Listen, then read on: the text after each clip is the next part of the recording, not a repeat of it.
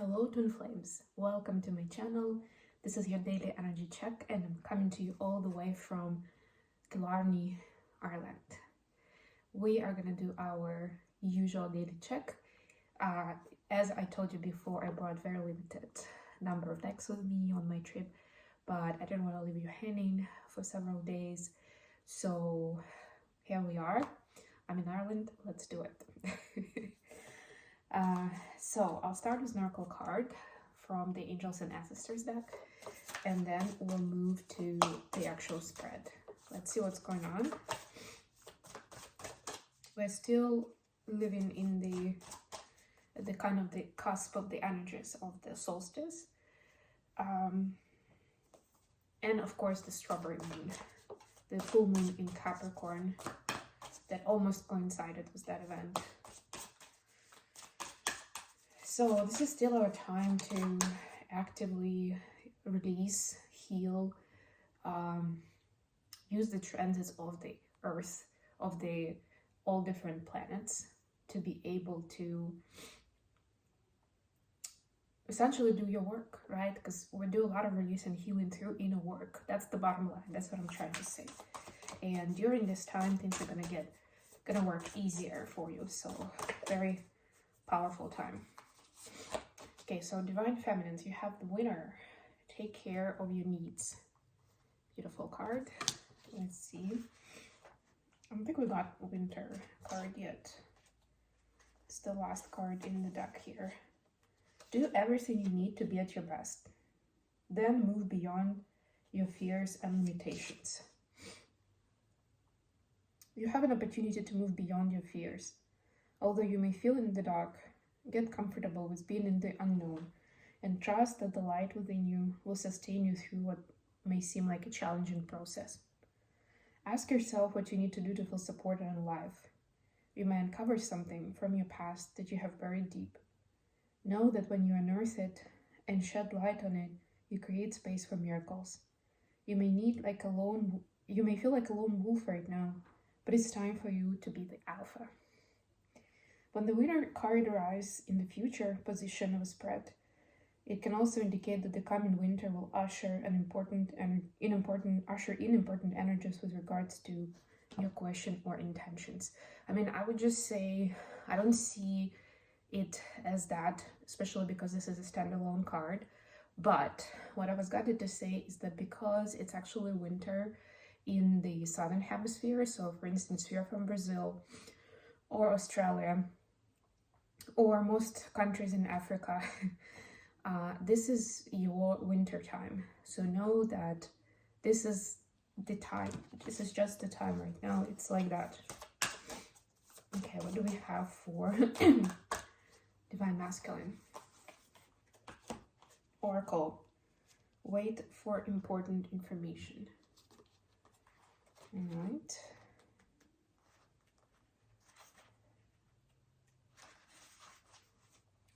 Be open and receptive to information.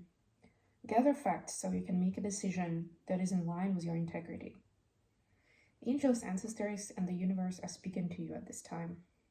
So look and listen for important conversations, signs, and messages that will point you in the right direction. You are being guided to wait for more information before making any fast moves, because at the moment you're letting your wants get in the way of your needs.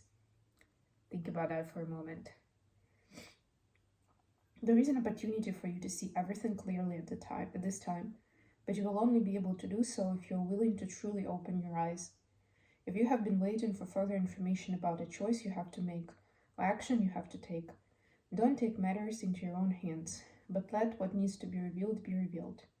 Then you'll know what to do next. Angels are supporting you. Trust them. Beautiful. Love it. Surrender and trust.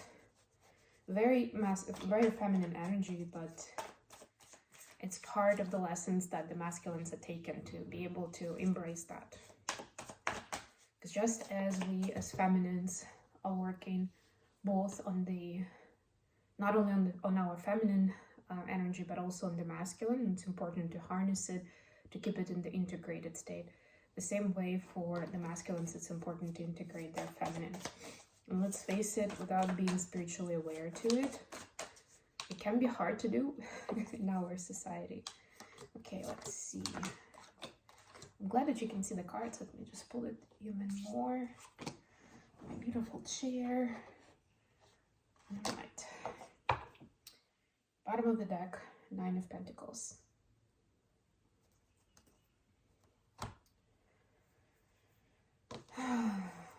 Yeah, so we've been getting messages for a while now that twins are working on things individually in their own right.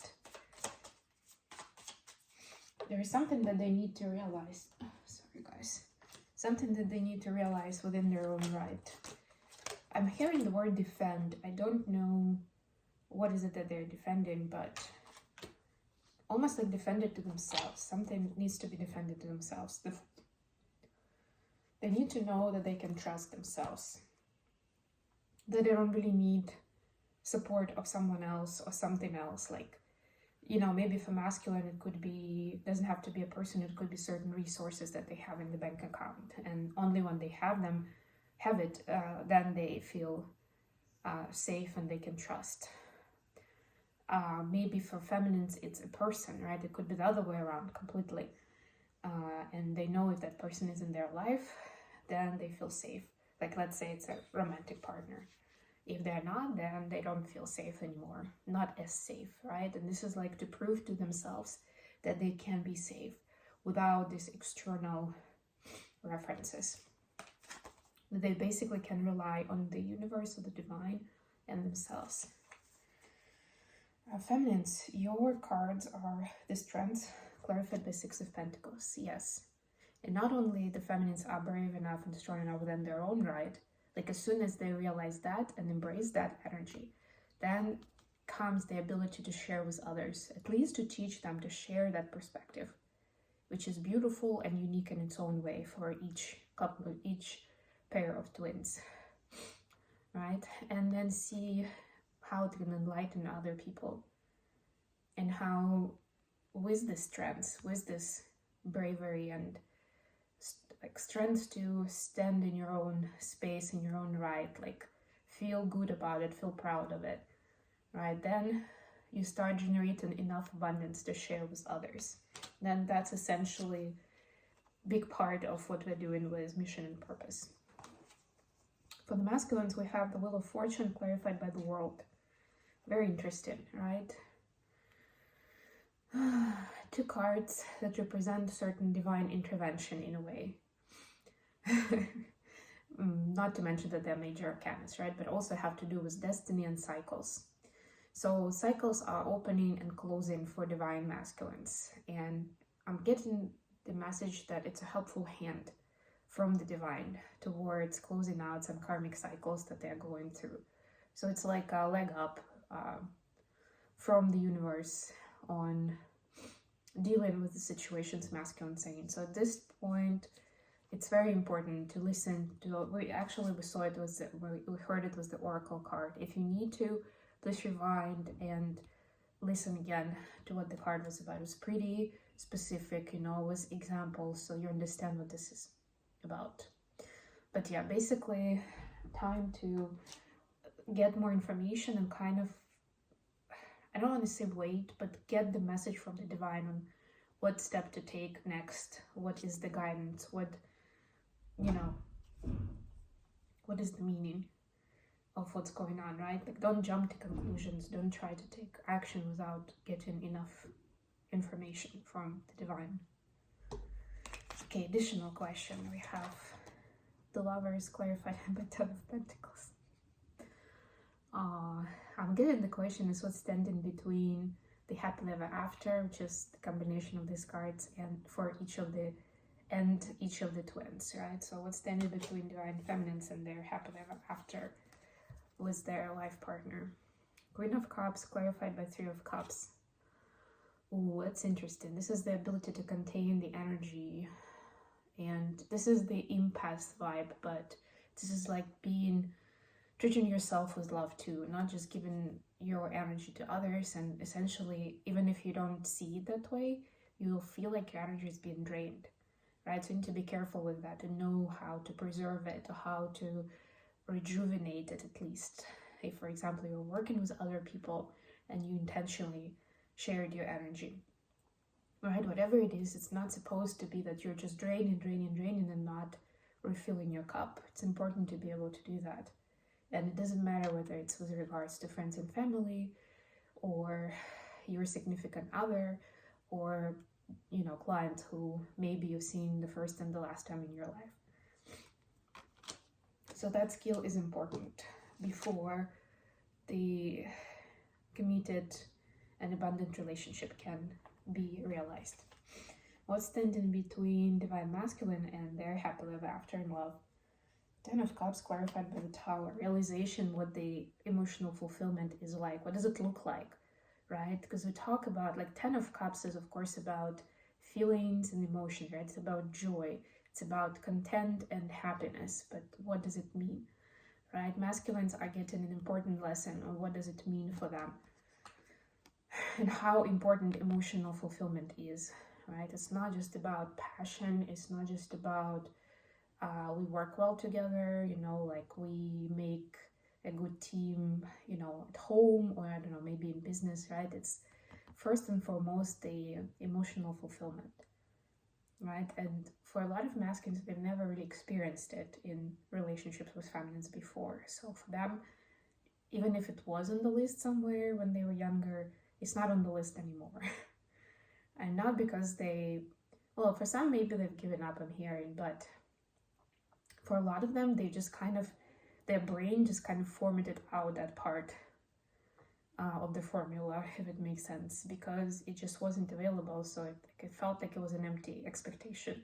So they removed it from the list. But it's just as important, and there's some kind of Tower moment that's coming in for the masculines to show them why and how do they tell if they have emotional fulfillment with another person or not. How are the feminine seeing the connection at this time? We have Page of Cups clarified by the shadow side, or the devil, actually. In this deck, it's called the shadow side. Yeah, so it's a continuation of working with inner child and seeing where there was some toxicity or abuse that actually prevented from the loving capacity to grow in a specific area of life. And it doesn't have to be direct, like the situation doesn't have to be direct, but the essence, like the meaning behind it is kind of the same, right? Like if someone didn't show you enough nurture, like your primary caregiver most likely, then it's hard for you to show nurture to people who are close to you, right? You never got enough attention or time. You either are the same way with people around you, or you're exaggerating it and you are too attached and codependent with them. Whatever it is, some inner child work is required at this time. And so there is something here, obviously, since this is how the feminine see the connection, there's here something triggering coming from divine masculine. Some sort of pattern is getting triggered around childhood. And that needs to be looked into. How the masculine see in the connection. The moon, clarified by 10 of Wands.